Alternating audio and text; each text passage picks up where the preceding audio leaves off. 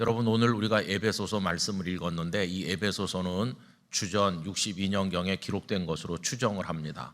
그런데 이 말씀을 기록할 때 그분은 감옥에 있었어요. 감옥에. 여러분, 오늘 본문 앞에 1절 보시면 어떻게 시작합니까? 그러므로 주 안에서 갇힌 내가, 이렇게 하잖아요. 여기 말고도 에베소서 두 군데에서 더 자신이 지금 갇혀 있다는 걸 얘기해요. 여러분, 흔히 교도소 갔다 왔다는 게 자랑이 아니잖아요. 사람들이 다 전과 그것 때문에 숨기려고 하는데 바울 사도는 무슨 훈장이나 되는 것 같이 내가 갇혀 있다, 이런 얘기를 당당하게 해요. 왜냐하면 예수님의 복음을 위해서 갇힌 거니까 아주 당당하신 거예요. 근데 바울의 위대함이 어디 있느냐 하면 바로 여기 있습니다.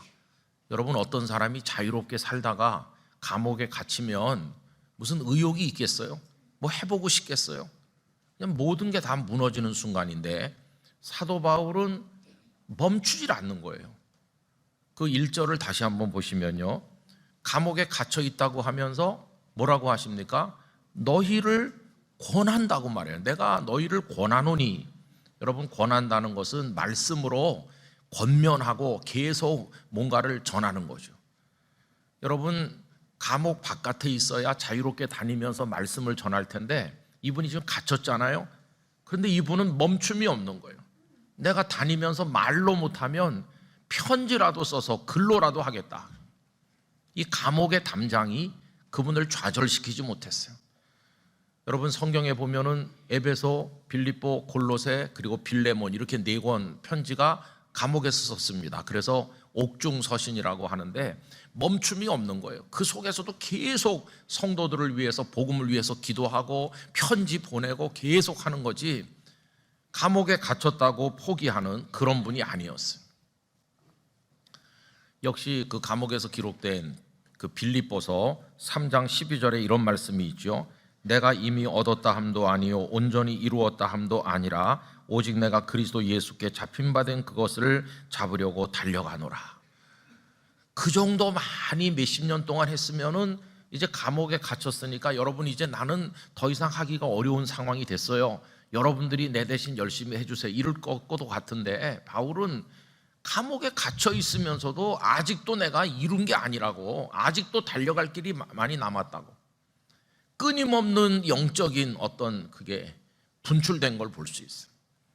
여러분, 그분에게는 감옥의 담장이 결코 그분을 좌절시킬 수 없게 하는 어떤 가슴의 뜨거움이 있었구나, 이거를 우리가 발견할 수 있는 거죠. 그 과정에서 많은 고난을 겪으셔서 그분의 인생에는 십자가라고 하는 게 있었어요. 이런 주제를 이제 성경을 읽으며 생각하면 목사인 저는 늘 마음이 좀 불편합니다. 지금까지 뭐 주의 종이라고 스스로 자처하고 또 목사로 지금까지 살아왔지만은 지금까지 저는 고난이라고 하는 걸 겪어본 적이 없어요. 전도사 때부터 성도들의 사랑을 많이 받았고 첫 번째 목회지에서도 영락교회에서도 많은 분들이 도와주시고 기도해 주니까 그 뭐 어디다 명함을 내밀 수가 없죠. 그냥 너무 편하게 그저 기껏 하는 게, 뭐 어떤 날은 좀 새벽부터 밤늦게까지 쫓아다니면서 설교도 여러 번 하고 애도 쓰고 그러면 집에 갈 때 야, 그래도 오늘 내가 열심히 했어, 이런 날이 가끔 있지만 그건 다 예수님께서 깔아주신 멍석 위에서 그저 흉내나 내는 거지. 그냥 저는 거기가 한계예요. 거기까지 그저 흉내나 내는 거. 아, 참 주님 앞에 죄송하다, 그런 생각이 들어요. 근데 여러분, 주변에서 들은 얘기나 아니면 제가 아는 분들 중에서 아예 멍석도 깔리지 않은 것 같은 맨 땅에, 그 맨 땅에서 최선을 다하면서 예수님을 사랑하는 그런 진짜 훌륭한 주의 종들, 훌륭한 분들이 많이 있어요. 그런 분들 앞에 고개가 숙여지는 거죠. 오래전에 들은 얘기 중에 다른 교단 총회장을 지난 목사님이 하시는 말씀을 들었는데요, 그 목사님 친구분이 농촌에서 목회하는데 너무 가난해서 신발을 계속 신으면 뒤축이 닳아가지고 이렇게 발이 이렇게 되니까 골고루 닳게 하려고 오른쪽 신발을 왼발에 신고 왼쪽 신발을 오른발에 신고 그렇게 자기 친구가 신더라고, 충격을 받았다고 그런 얘기 하는 걸 들었어요. 얼마나 어려운 목사님입니까? 여러분, 제가 아는 분들 몇 번 얘기해 보면 이런 분들이 있어요. 아무도 도와주는 사람도 없고 멤버가 된 사람도 없고 도와주는 교회도 없는데 그냥 진짜 맨 땅에 헤딩하기 식으로 교회를 개척하는, 야, 저 어떻게 하려고 저렇게 혼자 하지? 그렇게 하는 분이 있어요. 성도라고 해봤자 다 모여봤자 한 10명, 대여섯 명, 그 농촌의 할아버지 할머니들 몇 사람밖에 없는데도 말씀 준비를 얼마나 열심히 하는지 월요일마다 서너 명의 목사님 모여서 이번 주 내가 할 설교가 이거라고 미리 다 카피해갖고 돌려주고 설명하고, 그런 다른 목사님이 듣고 받은 은혜를 얘기해주고 또 부족한 게 있으면 서로 충고해주고, 그래가지고 설교 준비를 대충 한 다음에 뜨겁게 무릎 꿇고 기도하고 이번 주일도 우리가 설교를 열심히 하자, 이렇게 흩어지는 목사님들이 있었거든요. 아니, 듣는 청중이 뭐 수천 수만 명이 있는 것도 아닌데, 그런데도 하나님의 말씀 앞에 정직한 주의 종이 되기 위해서 얼마나 훌륭합니까? 저는 그런 분들을 보면요, 할 말이 없어요. 할 말이. 야, 이분들은 환경의 감옥에, 가난의 감옥에, 그 여러 가지 어려운 겹겹이 감옥 담장에 갇혀 있는 분들이잖아요. 그런데도 거기서 왜 그걸 계속합니까? 밥이나 먹자고? 아니, 그거보다 딴 거 하는 게 훨씬 낫죠. 그죠? 성공한 목사가 될 것 같아서 거기서 그거 한다고 큰 교회, 뭐 성도가 많은 교회 목사로 될 가능성이 있습니까? 없습니다. 그러면 훌륭한 목사 되려고요? 그분들 누구도 나 훌륭한 목사 되려고 여기서 이거 합니다, 이렇게 말하는 분 단 한 명도 못 봤어요. 훌륭한 목사 되려고 하긴커녕 그냥 주님 앞에 죄송할 뿐이에요. 더 잘못해서 죄송할 뿐이에요. 이렇게 눈물을 흘리는 분들을 만났을 뿐이지 훌륭한 목사 되겠다는 생각도 그분들은 하지 않아요. 그런데도 그분들은 왜 거기서 계속하는가? 왜 그 감옥에 겹겹이 갇혀 있는 것 같은 상황에 있는데도 그분들은 그렇게 애를 쓰는가? 답이 하나예요. 그분들은 사도 바울을 닮았다. 복음을 위한 걸음을 멈추지 않는 거예요. 여러분, 그분들은 정말 존경해야 될 분들이죠. 그래서 저는 이제 그런 분들을 보면서 많은 도전도 받고 우리 신앙의 모습을 생각해 봐요. 여러분, 우린 지금 어떤 형태로 예수님을 믿고 있습니까? 우리는 십자가가 없어요. 그분들의 이야기는요, 그분들이 엮어가는 인생 이야기, 하나님을 믿는 신앙의 스토리에는 여기저기서 피 흘리는 얘기, 땀 흘린 얘기, 눈물 흘린 얘기, 십자가의 이야기가 있는데 오늘 우리 신앙에는 십자가가 없어요. 너무 편안하니까. 그게 문제입니다. 어떤 땐 열심히 충성하는 것 같은데 조금 뭐 이렇게 불편해지면 관두는 거예요. 좀 건강할 때는 열심히 봉사도 하고 하다가 조금 컨디션이 안 좋으면 관둬요. 우린 멈추는 거죠. 좀 어려워지면 관둬요. 심지어 어떤 분은 아예 예배도 안 와요. 아니, 어떻게 예배도 안 드리냐 그러면 사정이 좋아지면, 형편이 좋아지면 다시 하겠다고 그래요. 이게 반대로 가는 거예요. 여러분들이 선배들은 감옥에 갇혀도 포기하지 않고 어려울 때 더 열심히 하고 힘들면 더 주님을 부르고 장벽이 가로막힐수록 하나님을 더 열심히 찾고 그랬어요. 어려울수록 더 열심히. 근데 우리는 어려우면 손 놨다가 형편 좋아지기만 기다려요. 그죠? 저는 우리 영락교회 성도들이 이 영상을 함께 하시는 분들, 또 오늘 우리 교회 방문하신 분들, 다양한 분들이 계실 텐데 이 선배들의 믿음을 배우기를 원합니다. 이분들의 신앙의 자세를 우리가 배우기를 원합니다. 힘들기 때문에 더 열심히 하겠다. 어려우니까 더 많이 기도하겠다. 상황이 힘드니까, 우리를 공격하는 세력이 많으니까 내가 더 몸부림을 치겠다. 우리 그런 믿음을 가져야 될 줄로 믿습니다. 여러분, 우리 한국교회 지금 감옥에 갇혀 있는 것 같아요. 코로나 이후에 얼마나 세상이 우리를 비난하는지, 어떤 회사는 교회 갔다 오면 그 신고하라고 그러고, 그리고 뭐 많은 불이익을 당하면서 아이들을 낳지 않으니까 교회 학교는 아이들이 없고, 우리 영락교회 같은 경우는 다 먼데 많이 사셔서 주일날 오기가 힘들고, 그리고 뭐 이런저런 악조건이 많아서 한국교회 신앙 생태계가 굉장히 어렵고, 우린 겹겹이 지금 감옥에 갇힌 것 같이 굉장히 당황하고 있잖아요. 우리도 지금 감옥에 갇혀 있는 거죠. 목사로서 고민이 깊어져요. 그래서 하나님 앞에, 하나님 이런 문제 저런 문제 막 해가지고 겹겹이 어려운 일이 많은데 오늘 우리는 어떻게 하면 좋겠습니까? 이렇게 하면 주님의 답은요 뭘까요? 언젠가 그런 문제로 고심하면서 기도하는데 그때 성경을 쭉 읽던 순서가 이 에베소서 4장에 왔는데 1절 읽다가 그냥 눈이 확 열렸어요. 감옥에 갇힌 내가 너희를 권한다는 거예요. 아니, 감옥에 갇혔으면 하던 것도 관둘 것 같은데 우리 선배들은 그렇지 않았구나. 감옥에 갇혔지만 내가 너희들에게 편지라도 보내서 내가 권면해야 되겠다. 주님의 말씀이 힘드니까 그냥 쉬어라 이게 아니에요. 힘드냐? 세상이 너희들을 비난하냐? 예수 믿기가 어려우냐? 그러니까 더 힘을 내야지. 더 열심히 매달리고 더 열심으로 달려들어야지. 이게 주님께서 주신 답이에요. 여러분, 금요일부터 이 설교 말씀을 정리하면서 어저께까지 이 마음이 오늘 이 예배 오신 우리 성도들에게 전달됐으면 하는 마음이 간절해요. 여러분, 어렵지만 어려우니까 우리 영락교회 성도들 더 힘을 내시기 바랍니다. 예수님을 더 간절히 믿을 때가 왔어요. 그동안은 뭐 좀 대충 이렇게 했자면 이제야말로 진짜 좀 애들 말로 본때 있게 믿을 때가 된 거예요. 좀 본격적으로 하나님 앞에 달려들 때가 됐어요. 그래서 여러분, 우선 첫째로는요 어떻게 되냐면은 내 믿음이 그냥 이렇게 있어 갖고는 안 된다.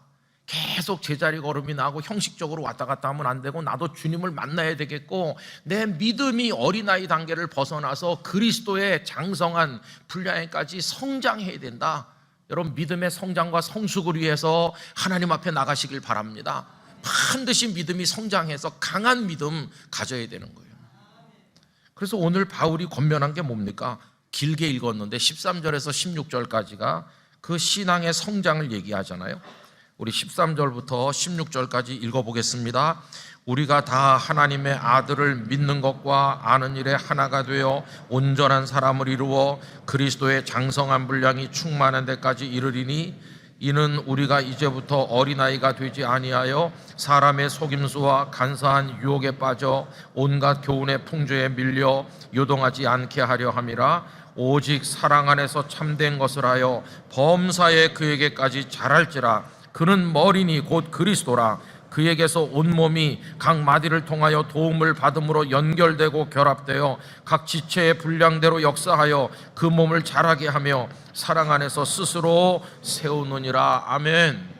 여러분, 예배 생활이 완전히 회복되시기를 바랍니다. 난 일주일에 한 번 드려. 그런 분들은 2번, 3번 드리고 일주일에 한 번 기도하는 사람은 계속 기도하고 첫 달 기도 드림이 드디어 끝나니 이제 해방되는구나. 이제 기도 안 하실 거예요.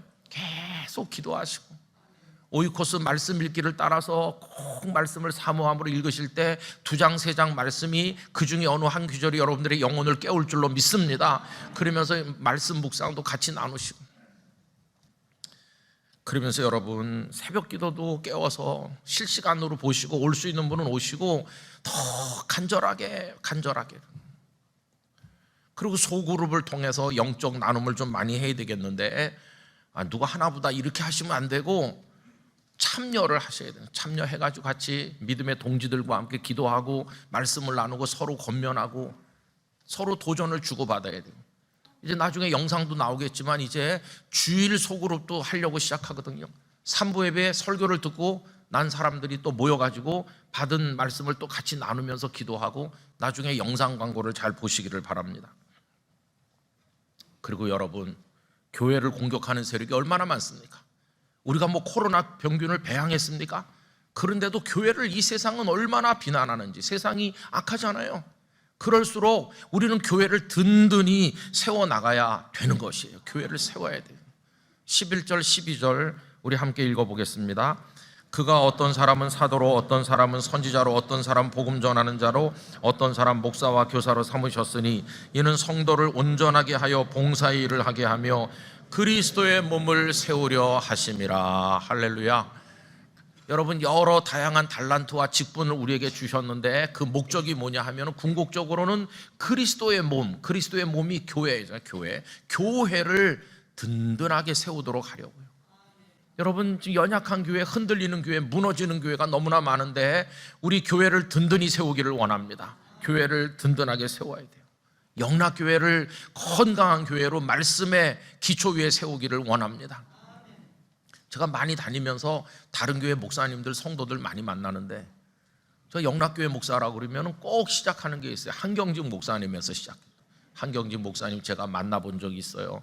그분에게 뭐 기도를 받은 적이 있어요. 그분 뭐 이렇게 하시고, 한 목사님과 영락교회가 그동안 한국 교계와 사회에 했던 많은 일들을 또 말씀하시고, 얘기 끝나기 전에 꼭 한마디 붙이는 게 있어요. 목사님, 영락교회가 든든히 서면 한국교회가 든든히 섭니다. 이렇게 하는 거예요. 그래서 영락교회나 다른 교회나 다 똑같은 교회인데 왜 저렇게 말씀하실까? 그 뭔가가 있잖아요. 아, 우리의 책임이 크구나 하는 걸 깨닫게 되는 거예요. 저 지방에 있는 모 교회 원로 장로님은 연세가 90이 넘었는데 지금도 만남지를 계속 받아서 보신대요.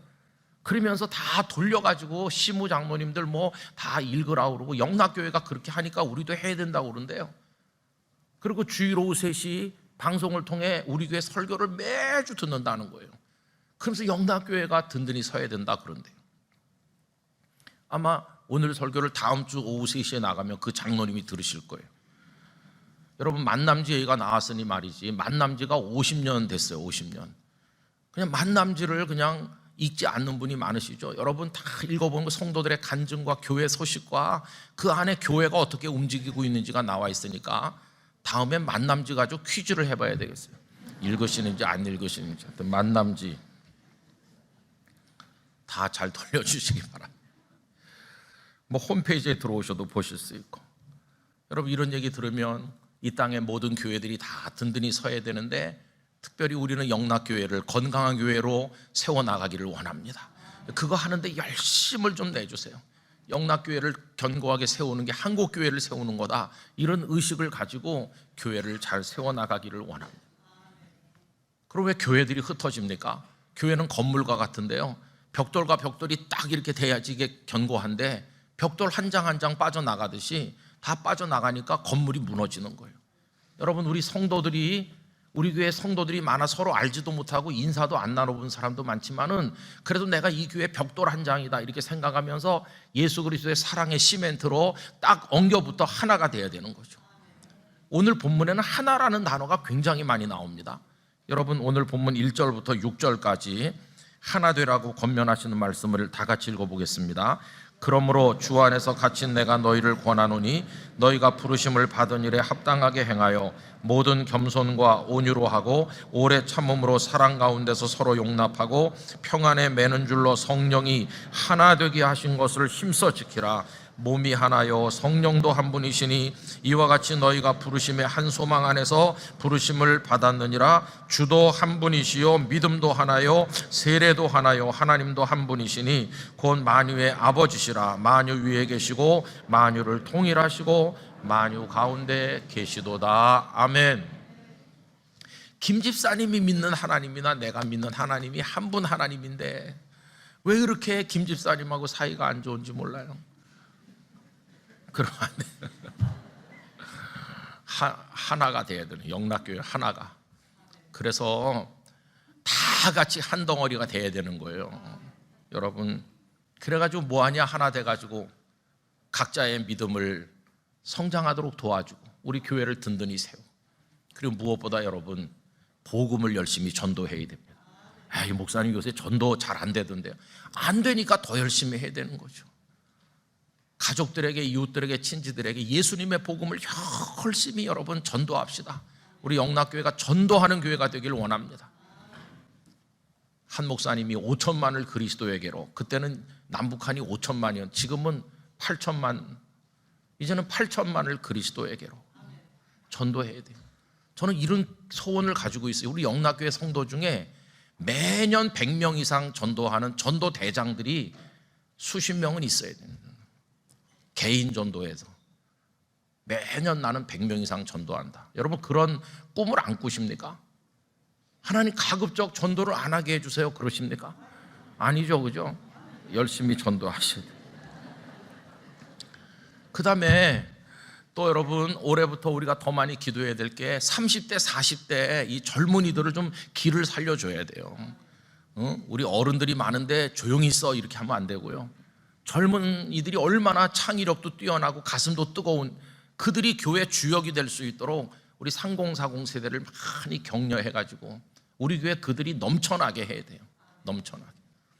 여러분, 지난해 우리 전도를 많이 못했지만 그래도 위로가 된 것은 지난 1년 동안 우리 교회 등록한 이들을 분석해 보니까 제일 많이 등록한 세대가 30대예요. 30대가 제일 많이 등록했다. 참 감사한 일이죠, 그죠? 앞으로 30, 40대 젊은이들이 많이 오고 교회 학교 그 다음 세대들도 많이 오고 그런 꿈을 꿔주시기 바랍니다. 그리고요, 예배만 드리고 그냥 총알같이 집으로 돌아가시 생각하지 말고 좀 이렇게 교제도 나누고 그러셔야 돼요. 그래서 누군가와 좀 만나기도 하고 식사도 하시기도 하고 어떤 모임에도 가고 나도 여전도에 가야 되겠다, 남선교회 좀 가야지, 같이 매번 못 가더라도 1년에 몇 번이라도 가고 구역에도 좀 가지고 그래야 되는데 나는 그런 거랑 담 쌌어 이렇게 하지 마시고, 그래서 구역장님이나 남녀 선교회에서 문자가 오든지 전화가 오면은 전화를 좀 잘 받아주세요. 왜 전화했어요? 이렇게 하지 말고 어휴 저를 기억해 주시고 전화를 해 주셔서 감사합니다 이렇게 하면서 같이 기도하고 이렇게, 아니 당신이 내 전화번호를 어떻게 알았냐 이렇게 하면은 아니 등록할 때 다 써서 냈잖아요. 등록할 때. 그러니까 아는 거죠. 제가요 가끔 전화를 성도들한테 할 때가 있어요. 그러니까 저 김 목사가 왜 우리 집은 안 하지 이렇게 생각하지 마시고요. 왜 그러냐면 굉장히 어려운 분한테만 제가 전화합니다. 위중하거나 제 전화를 받는 건 불행한 거예요. 아주 딱한 분한테 제가 전화를 해가지고 이제 기도라도 하려고 전화하면은 잘 안 받아요.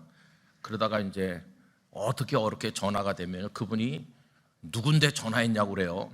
그래서 김은성 목사인데 그럼 김은성 목사가 누구냐고. 아니 교회 김은성 목사 그러면 안 믿어요. 여러분 좀 친절하게 받아주시기 바랍니다. 혹시 전화가 가거나 좀 친절하게, 우리 남성교회나 여전도에서 전화해도 친절하게.